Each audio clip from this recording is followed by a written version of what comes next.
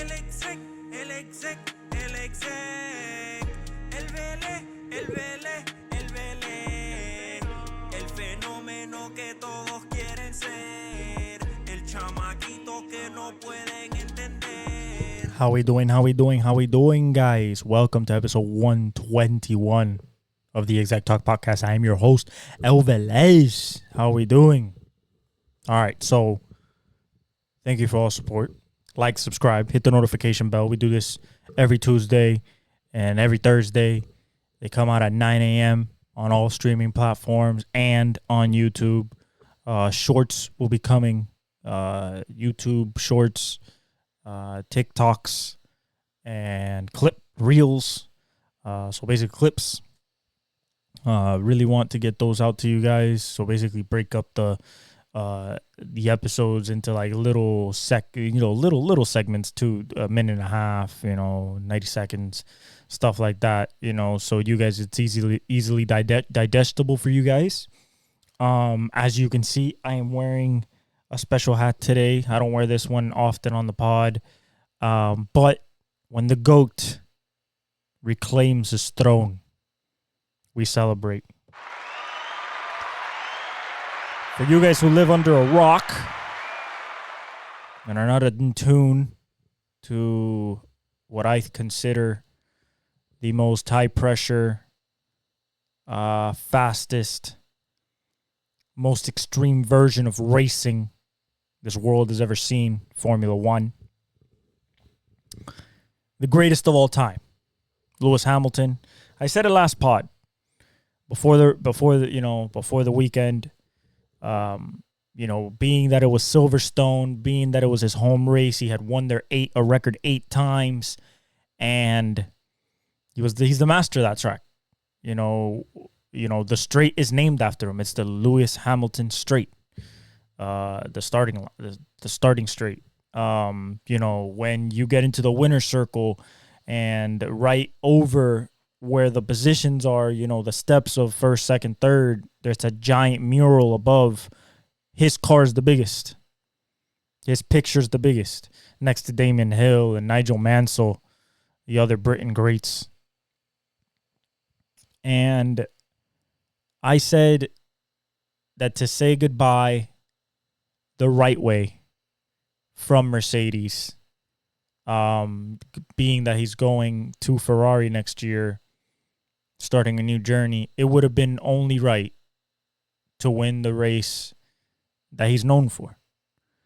And out of the 103 wins that he had before this one, Silverstone was always special. He's won at every single racetrack except Vegas and except Miami, because those are new. Everything else he's won, including tracks that are not even ran anymore. And to put in a performance of that caliber under wet conditions, dry conditions, intermediate conditions, you don't know what's yes, what's no, what's the good thing, what's a bad thing. Put it 1-2 with George Russell. I said that George would have gotten the better car, but I trusted Lewis. If he had a car to win, if he had a car that was available to him, that it was possibility to win, that I trusted Lewis. Start of the race. It's Russell, Lewis, Norris, Max. First time since 1966 or 1962. There were 3 Brits at the starting in the top 3 at the British Grand Prix. George got away really good. Lewis got away really good. Max passed Norris not too long into the first lap. Got into third. What happened from there was an absolute classic of a race that will be talked about for many, many, many years to come. This is an iconic moment in Formula One's history. It's Lewis's redemption. It's Lewis's return to, the top step of the podium after, a crazy number, but it was since 2021, since that botched championship for Verstappen, because that's what it was. He had not won. And he asked himself, even after the race, he said he was very humble about it. He was like, I've seen, I've had days where I like, do I have it anymore? Will the win ever come again? Talking about a guy with 103 wins. Most ever. 7 championships, tied for most ever. Most poles ever. Top 3 in Grand Prix started. You're talking about the pinnacle of the sport. And the most popular driver in the world. And for him to share that with us, that there were dark days, that he is human, only accentuates the performance that he put out on track, which was superhuman. Let's start out. They start off in dries on mediums. Mercedes is pretty quick, but it looks like McLaren's a little bit quicker. First rain starts is a little shower, just a little one. They ask everybody, hey, are we staying on slicks? Everybody in consensus, yes, we're staying on slicks. Okay, they stayed on slicks. It was slippery. Lewis ran a lot better in the wet in that type of condition than just was a little bit more aggressive, just knew where the limits were a little bit more. Then again, he was following George Russell, who was attempting to race through that race track in the lead, facing the ever-changing conditions first. So, Lewis can kind of telegraph and where he could put his car and stuff like that. They get into the first corner in, during the rain, like 15 laps in. And they both overshoot the corner.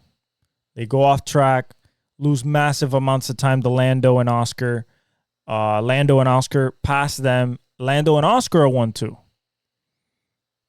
Stays like that for a little bit. We get to pit stops.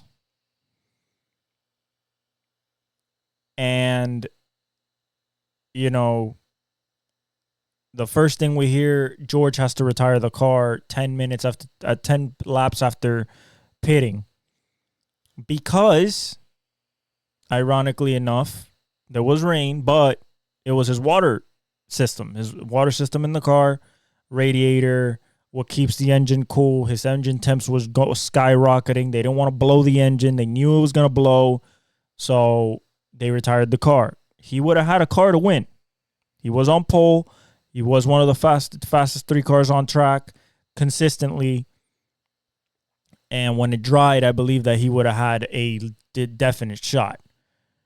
So what happens is they go into the pits. They get on inters because the second cell is massive. Dumps a bunch of water on the racetrack. Not quite the last couple of years have been a downpour, and it's like spray rooster tails 60 feet up, basically almost undrivable. So this was a steady rain, but it wasn't like, oh my God, it is downpouring. Still interweather. Excuse me. You see, once they get on the inters,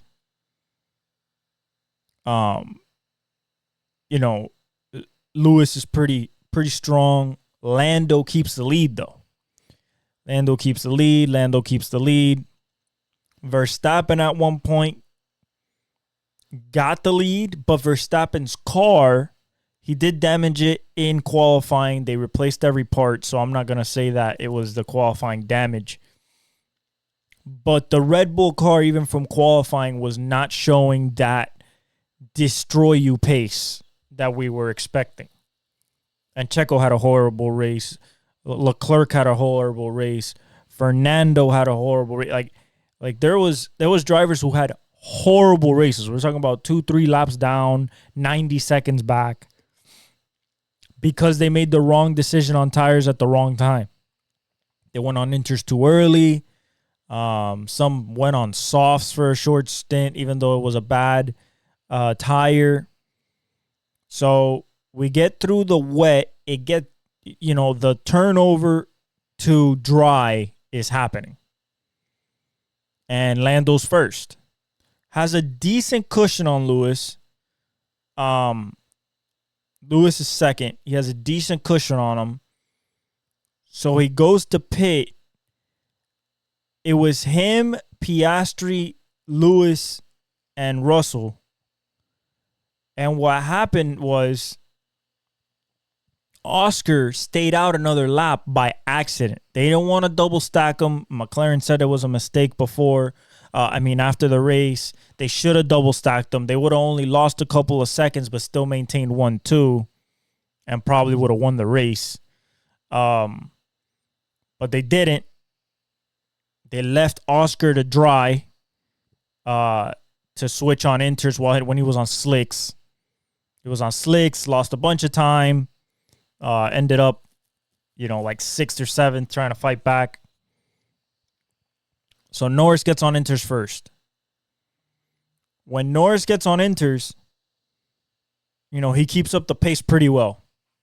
It's him and Lewis and him and Lewis and him and Lewis. Then comes the final stop. And it was a definite period of, hey, we're going on to slicks. The track is dry enough. We're going on to slicks. It's not going to rain no more. There was two schools of thought. You either go on a mediums if you have them. If you have a medium, you go on a medium. That's what Oscar did. Oscar had the best car at the end of the race. Couldn't do much about it because of that earlier pit stop, leaving that one lap out, losing time, and not being able to recover. So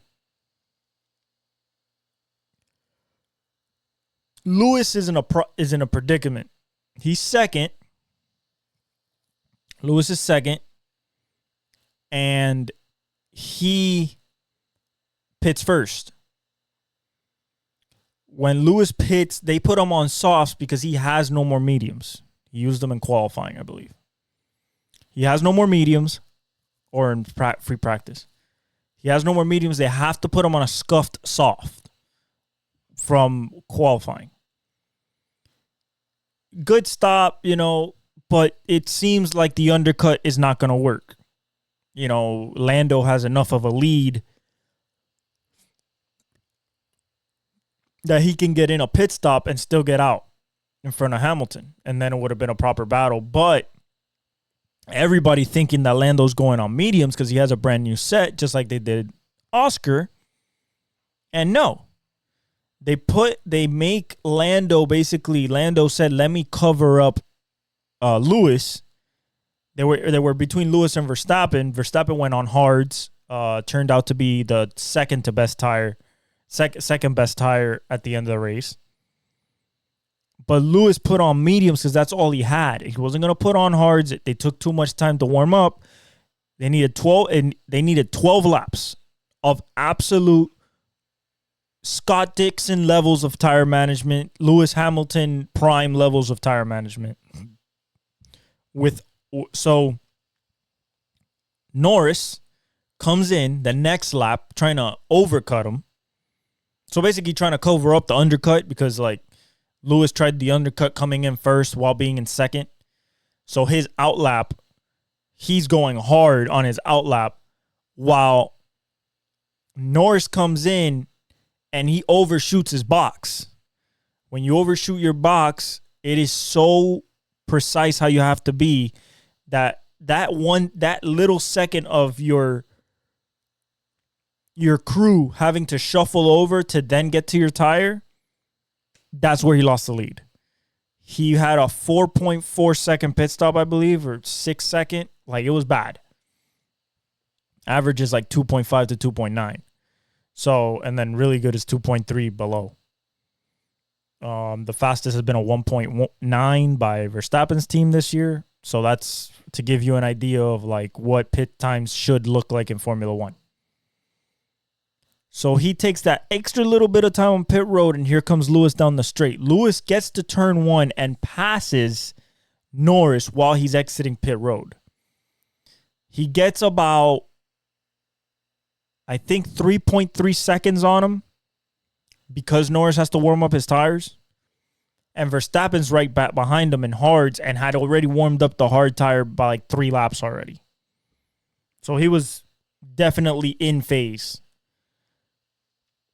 Then Lewis Hamilton, I mean, as soon as he got the lead, I was like, I told my dad, I was like, he has to save those tires until the last 2 to 3 laps and then let him go. That's exactly how he did. Textbook.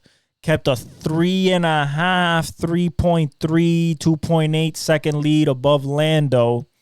Lando gets passed by Verstappen with 5 laps left. 4 to 5 laps left. And if the race was like, I believe if the race was 1 lap longer, at most 2, he would have passed Lewis. The car was that fast. The hard tire was definitely working more than the softs. But Lewis did an incredible job of tire management. Norris's softs wore away trying to go catch him. The Mercedes was really quick. Lewis, knowing the track, helped him a lot. He was super smooth, ran really, really fast times. And he won by 1.7 seconds over Verstappen. Verstappen not with the greatest car. You know, considering McLaren and Mercedes both were faster, finishes second. Norris finishes third.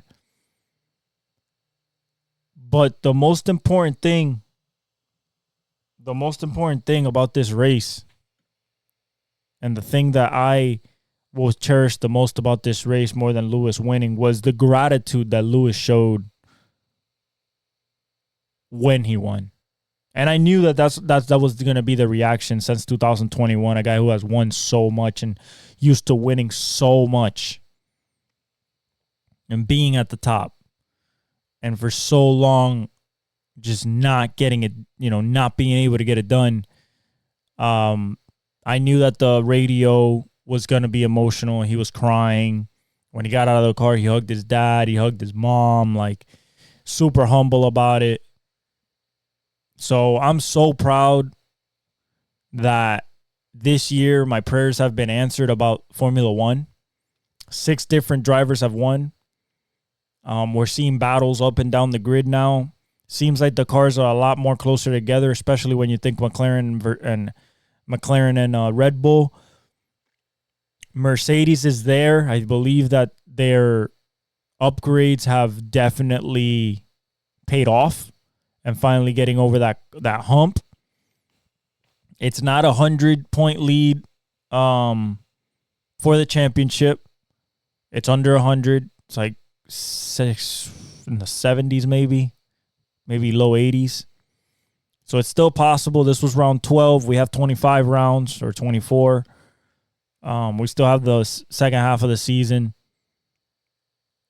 And I believe that we're in for a fight. And Lando will win, and maybe George will win more. And Oscar, I think, should get his first win soon.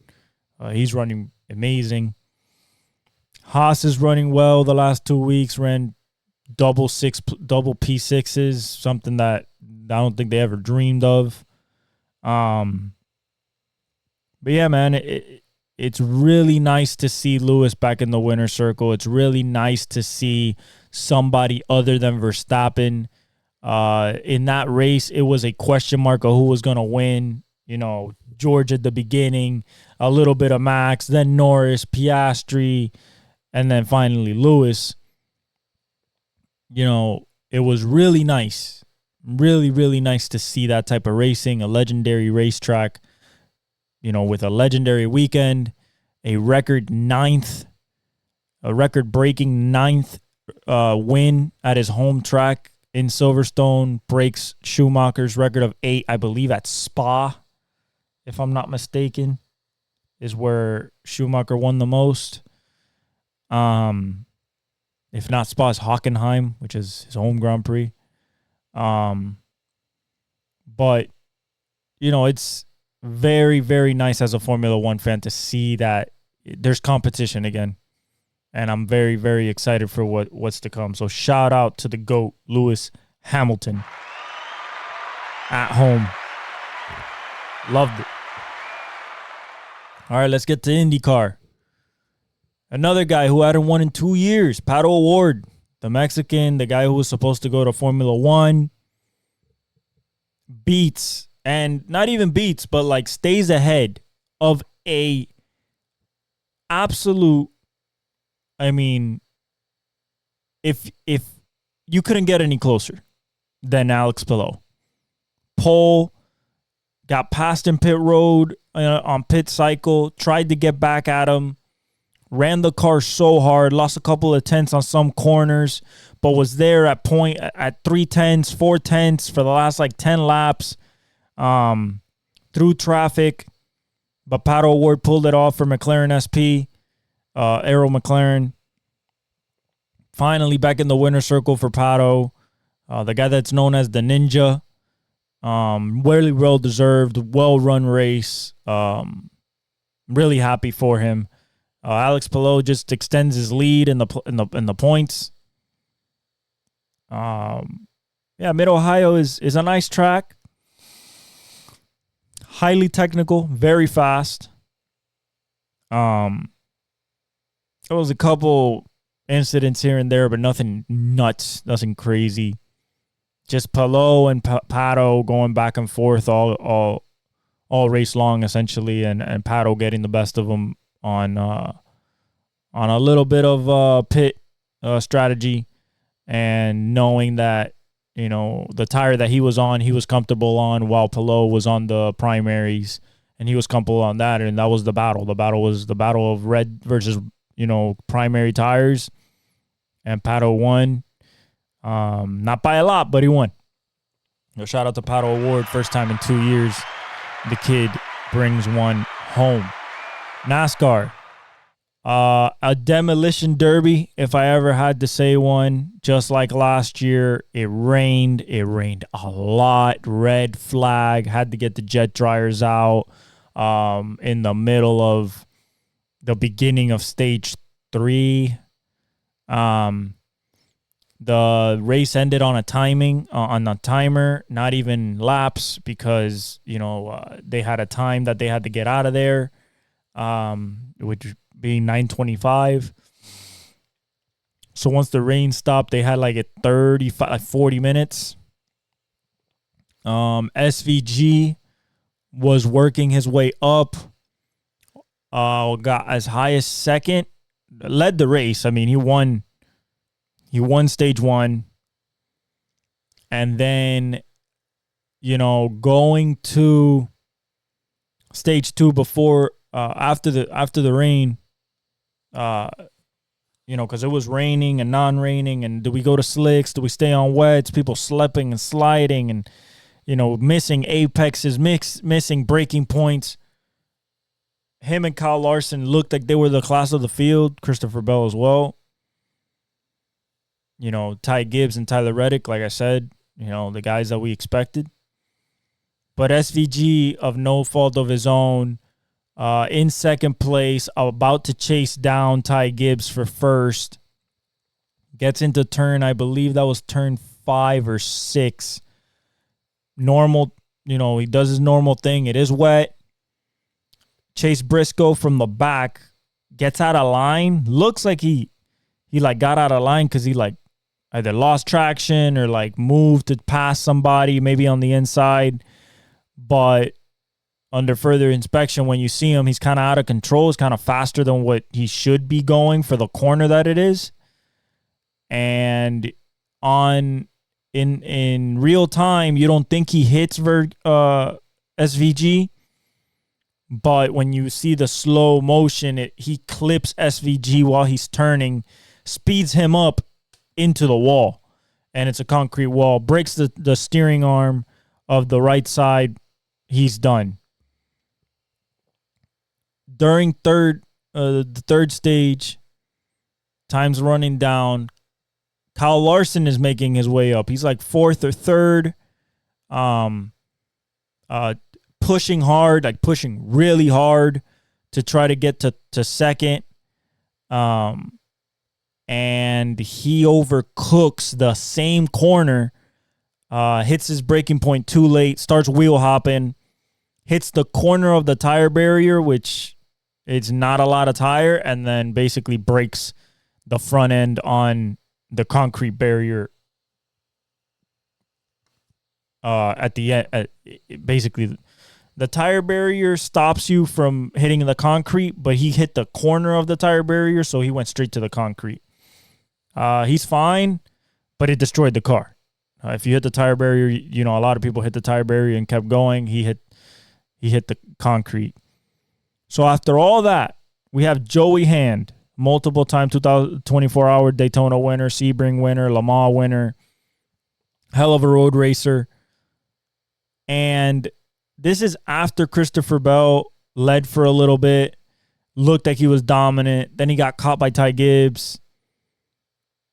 And because of pit stops, some people didn't pit, stayed on wets. Some people went on slicks, thinking that Christopher Bell being one of them, he went from the lead to pit on slick to get on the slicks because the track was drying. But what they didn't understand is that the wet tire was still faster. Joey Hand was first. And Joey's like trying to stay ahead of Bowman, but Bowman is charging. Bowman needs a win to get into the playoffs. Bowman hasn't won in over 2 years. They're saying, is Bowman good for Hendrick Motorsports? Do they have to move him? Compared to like his other teammates, William Byron, ton of race wins, 2 champions, and Chase Elliott and Kyle Larson.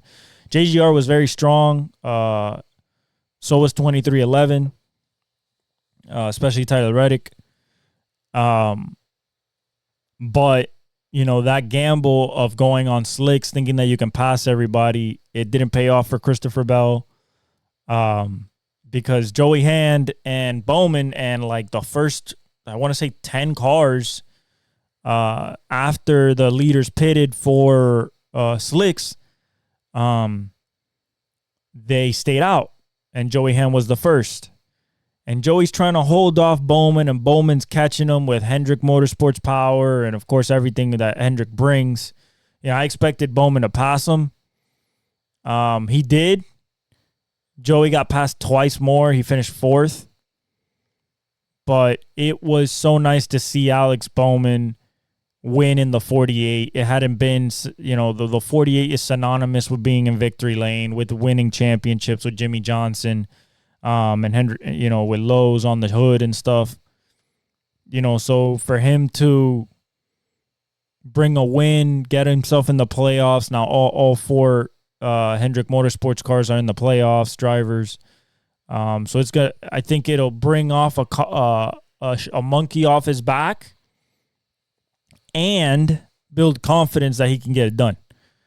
And if he starts winning, then Hendrick has a four-head monster, just like JGR does with Ty Gibbs, Martin Truex Jr., Denny Hamlin, Martin Truex Jr., Ty Gibbs, Christopher Bell. Fords were pretty strong. Chevys were okay. Kyle Larson was the fastest. So was SVG, but that's more driver than car. SVG won the Xfinity race. Super competitive, super fun, mostly sunny. Actually, all sunny. Thought that was going to be how Sunday went. Not quite. But yeah, man, shout out to Alex Bowman. He deserved it. The streets of Chicago are always exciting. Hopefully it doesn't rain next year as bad as it did this year in the last. But it's very exciting racing. They put lights on them, rain lights on them. That was cool. We're getting closer. They put mud flaps on them. That was cool. We're getting closer to that GT look that they ran at Le Mans. I hope so that they get to that and start running a little bit more circuits and stuff like that. But it's NASCAR at the end of the day. It's still going to be oval racing. And then for Indy, one thing that I missed is that they finally got a hybrid system. So in addition to push to pass, which is basically, I believe, is an increase and boost from the turbo, that they get 150. Well, depending on the track, but this track they got 180 seconds. They got a hybrid system that charges when they let go of the throttle or under braking, and then they can deploy on straightaways and wherever they see fit. Really nice system. Scott Dixon didn't even make it to the start because the system failed and robbed him of all his voltage. Basically drained the whole car. He had to retire immediately before even getting to the green flag. But really nice system, exciting. It's going to make the race more exciting. Hopefully in Iowa they have it. I think it's here to stay. I think that this was just the introduction, so we'll see. But I like them having a hybrid system, something more than push to pass that they can use to defend and also to attack. Very, very, very exciting. Okay, let's talk about. I want to talk about the soccer games. So Spain stuns Germany 2-1 in the 119th minute. The one thing I got to say about this game, Germany missed opportunities. Wirtz, Havertz, just opportunity after opportunity. Missed them, open in the box. Tony Kroos putting in some great crosses. Some great corner kicks, just couldn't get it done. Fulkrug came in a little bit too late. I would have liked him going in a little earlier. But Spain played their ass off. They've been the best in the Euro Cup this year. And, for a guy like Marino to score the winning goal in the 119th minute right before penalties on a header from an open cross. I think Germany just fell asleep because it was so open. And Fulkrug had the same header, just missed it wide. Marino stuck it in. So Spain moves on. The host country, Germany, loses.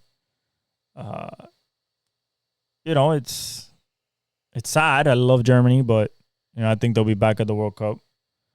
Portuguese get sent home. Ronaldo, Pepe, in their final international tournament, I believe. Ronaldo being 39, Pepe being 41. They get outlasted in penalties by France. They had a chance in penalties, but they just didn't have enough strikers. For the penalty kick, France did. France didn't play a good game, I'd say. I think that France hasn't played a perfect game. Mbappe had to leave because of his nose again. He hit himself in the mask going up for a ball with his shoulder. And unfortunately, Portugal's done. So one of the GOATs of the sport will never be wearing his home kit ever again. He got emotional. Pepe did as well. They knew what it was. Venezuela loses to Canada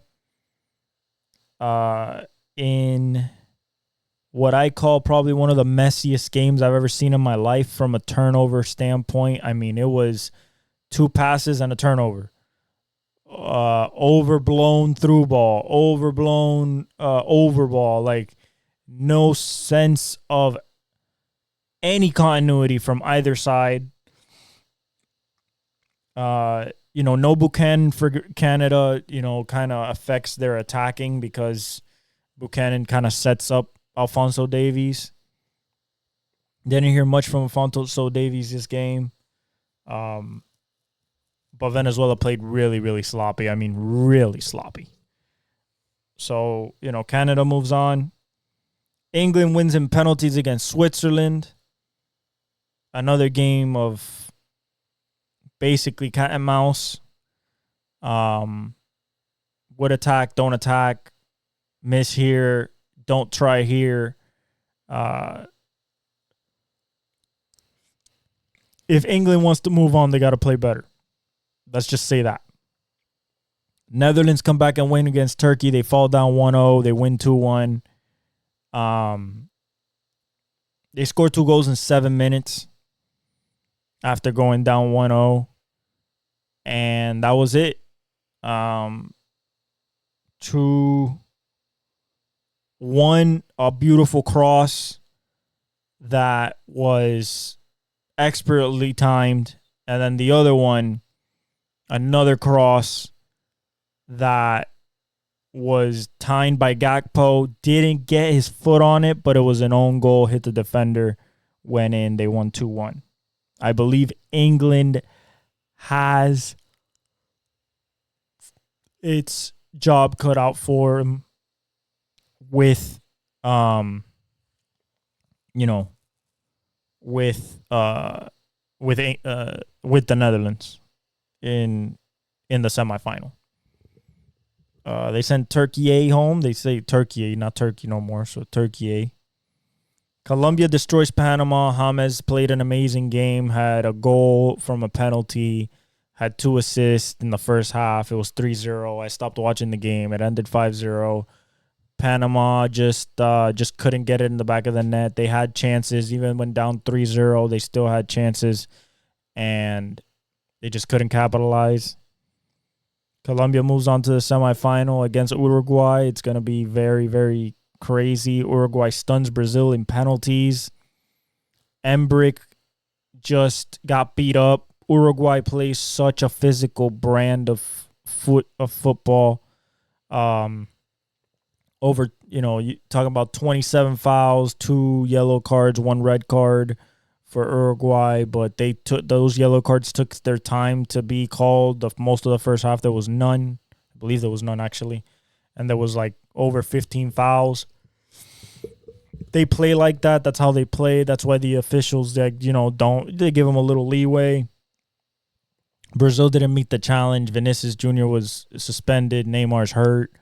Embrick couldn't do it by himself. And ultimately, this Brazilian team was just not the best on the pitch in any moment this whole tournament, and it showed.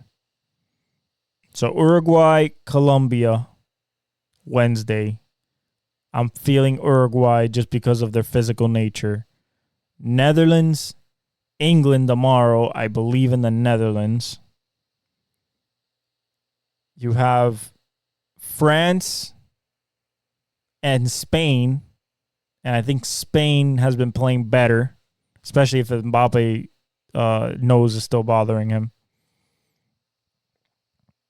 And then you have Argentina versus Canada, and I'm picking Argentina in that game. Canada shouldn't have a shot in that game. If Canada even makes it 0-0 and they go to penalties, since there's no extra time in Copa America, that'd be insane. I expect Argentina to get this over and done with pretty quick, especially with no Buchanan and only Alfonso Davies to worry about. Okay. Let's talk about the last few things that I want to talk about. The USA men's basketball roster starting lineups. Some discussion has been had over different media outlets. They started training camp, and people are saying you have people starting Tatum, you have some people starting Booker, KD, and my thinking is, you're starting Steph and Bron, so you really got to fill 3 spots. And if you ask me, I'd rather have KD than Jason Tatum, just because we're most likely running the pick and roll with LeBron. And if I can give LeBron the option of running the pick and roll with a Joel Embiid while he has Steph Curry and KD in the corner, I don't think you want to switch that to Curry and Tatum. Tatum especially shooting well below what Kevin Durant shoots from 3. The 3 shorter, so I expect Curry to dominate. I expect Durant to dominate. My starting lineup, to get through this quickly, it would be Curry, Ant, LeBron, KD, Joel Embiid. I've seen some Curry, Booker, LeBron, Tatum, Joel Embiid. I don't like that. I think Ant gives you a much better defensive and offensive firepower energy-wise. And if we're just thinking, hey, we're going to outscore everybody, we're going to play defense, and we have hella defenders if we really want to defend and we need to.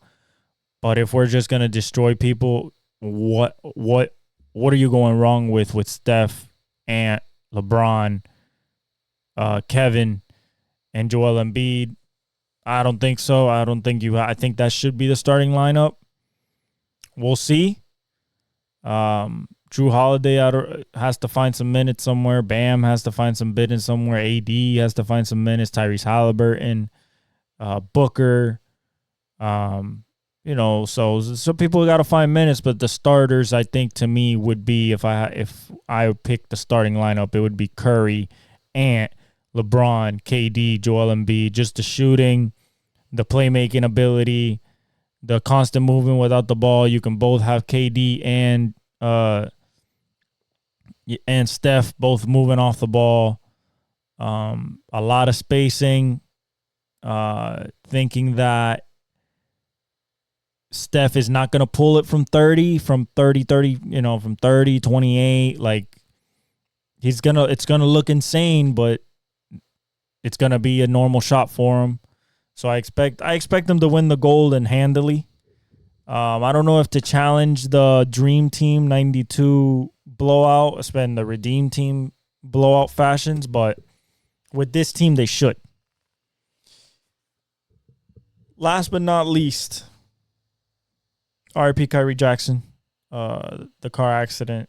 I saw him play in college, hell of a corner. He will be dearly missed, and condolences to all his family and prayers to all his friends and family in this tough time.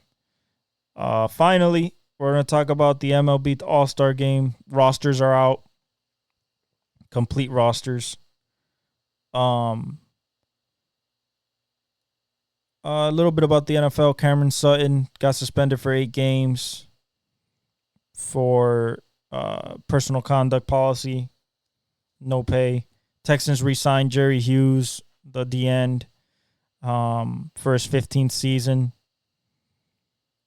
Dan Hurley signs a 6-year, $50 million contract extension with UConn. Well-deserved. 2 championships, going for a 3rd. Didn't go to the Lakers, so well-deserved. DeMar DeRozan goes to the Kings. Do I believe that is a winning move? DeMar DeRozan has hella deficiencies on the defensive end. Doesn't shoot the 3 ball a lot or well, unless he works on it this offseason. And even then, I don't think that he can get to even De'Aaron Fox's level. Do I believe that they'll have the best midi combination in the league? Yes. Is that going to win you games and get you deep into the playoffs? I don't think so. I love De'Aaron Fox. Loved him since Kentucky. Love DeMar. But I think that the West is just too stacked. And this move is like, let's put a Band-Aid on something that, it looks like it could be fixed, but in the grand scheme of things, it really is not going to go anywhere. So, but shout out to DeMar going to the Kings. Didn't go to Miami. Another one we missed out on. So your National League All-Star pitchers is what we were waiting for. Glasnow, no-brainer. Helsley, the closer for Cardinals, no-brainer. Jeff Hoffman, the reliever for the Phillies, no-brainer. Shota Imanaga, no-brainer. Reynaldo Lopez for Atlanta, absolutely no-brainer. Chris Sale, no-brainer. Tanner Scott for the Marlins. Every team has a representative. Excuse me. Every team has a representative. It's supposed to have a representative. We sent Tanner Scott. I don't care who we sent. We suck. Paul Skeens for the Pirates. He should be the starter. I'm saying it right now. It should be Tarek Skubal and Paul Skeens as the starter if they really want to get eyeballs on this game. Matt Strom, the reliever for the Phillies, usually the guy that comes after the starter. Ranger Suarez, no-brainer. Robert Suarez for the Padres, been pitching pretty well. Logan Webb, been pitching pretty well. Zach Wheeler, been pitching pretty well.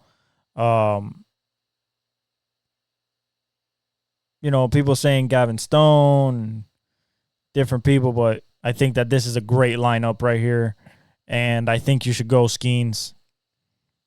Out of this lineup, I'm still going to go Skeens. I think Skeens should start the All Star game. I believe he will. I believe they'll make that decision. He becomes the first overall pick in MLB history to become an All Star the following season.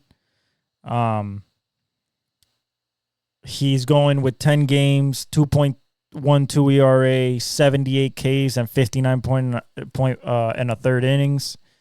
Just absolutely just disgusting. So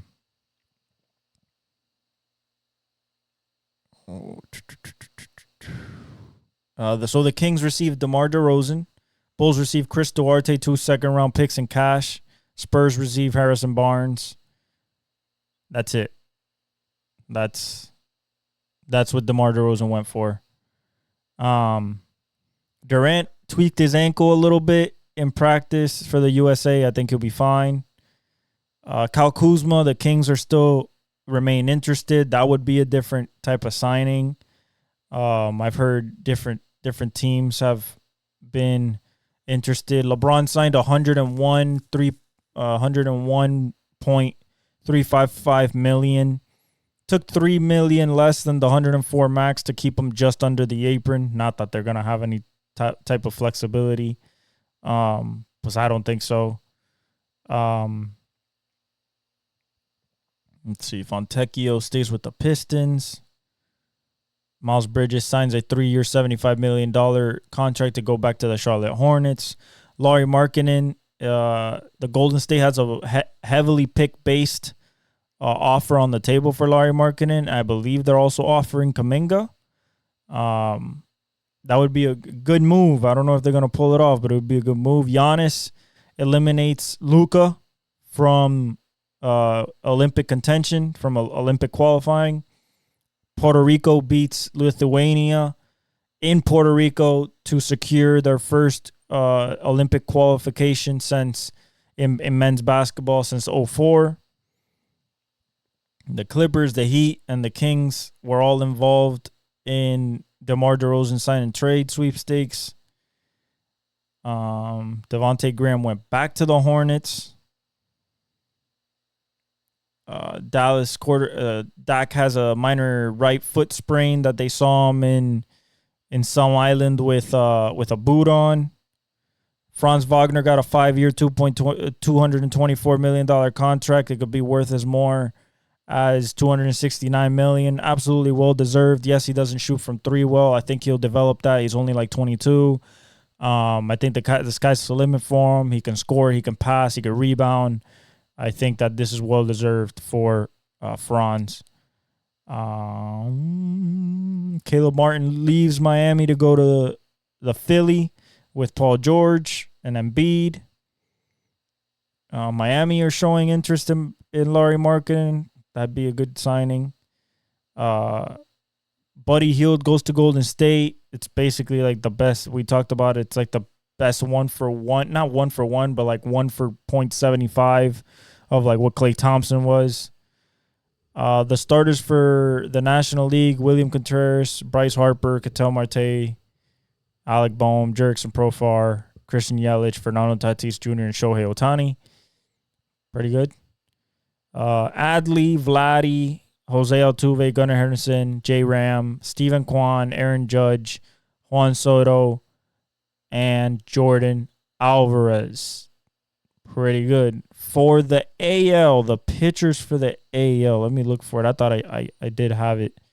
I thought I did have it saved, but I guess I did not. I guess I did not.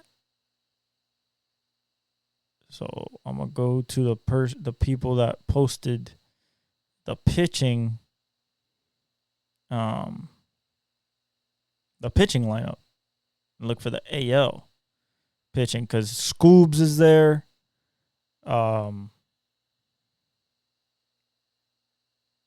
Tarek Scooble's there for sure.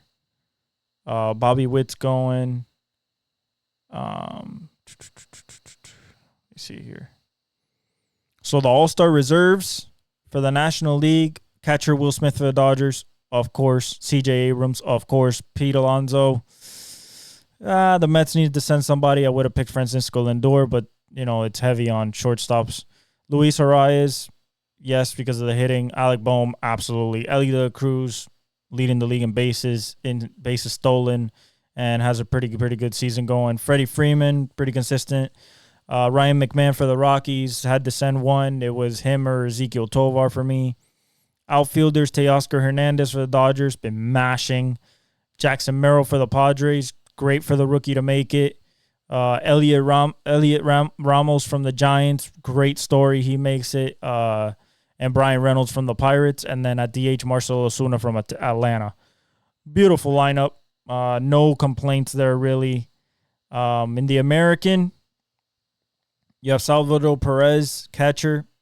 No problem there. Carlos Correa, no problem. Rafael Devers, no problem. Josh Naylor, no problem. Isaac Paredes, I guess they needed to send somebody for the Rays. I guess you send Isaac Paredes. Marcus Semien could have sent maybe Seager, but that's okay. Bobby Witt Jr., of course. Jaden Duran, he made it in. He had an all-star seat first half. Riley Green for the Tigers, needed to send somebody besides Scoobs. Riley Green, I think, was the right choice. Kyle Tucker for the Astros, he's hurt. I don't know if he's going to play. And David Fry for the Guardians, a really nice surprise story out of the Guardians being one of the best teams in baseball. Your all-star starters for the American League: Tyler Anderson for the Angels, only representative of the Angels. Been pitching really well. Corbin Burns, of course. Emmanuel Clase, of course, for the Guardians, leading the league in saves. Garrett Crochet for the White Sox. Absolutely. If you're going to send somebody from the White Sox, Garrett Crochet's the guy. Logan Gilbert for the Mariners. Could have picked between him, Kirby, Castillo. I like Gilbert. Clay Holmes for the Yankees. There were other guys. Jensen. There was a list of guys that maybe could have made it over him. Tanner Houck for the Red Sox, of course. Seth Lugo has been lights out. Mason Miller has been absolutely astronomical for the A's. As a the Reaper, as a closer. Cole Reagans makes sense. Tarek Skubal, that's your starter. And then Kirby Yates of the Rangers, a good reliever this year. I think it'll be a good game. A lot of nice matchups. The one that I'll probably look forward the most is Skeens versus Ohtani, of course. I think that would be a matchup in heaven, especially if it's the first matchup we see. It's a possibility. I strongly urge. Congratulations to all the players that made it. I strongly urge Torey Lovello to start Paul Skeens.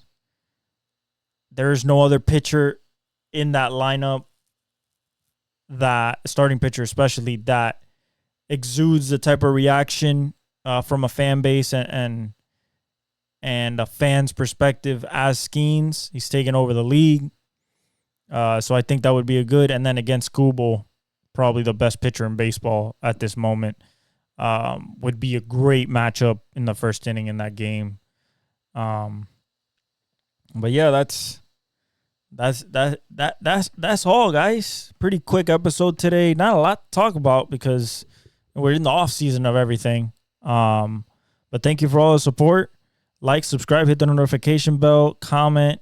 Follow me on Instagram. Follow me on Twitter. Follow me on TikTok. I love you guys. God bless. And I leave you with the outro. El exec, el exec, el exec. El Vélez, el Vélez, el Vélez. El fenómeno que todos quieren ser. El chamaquito que no puede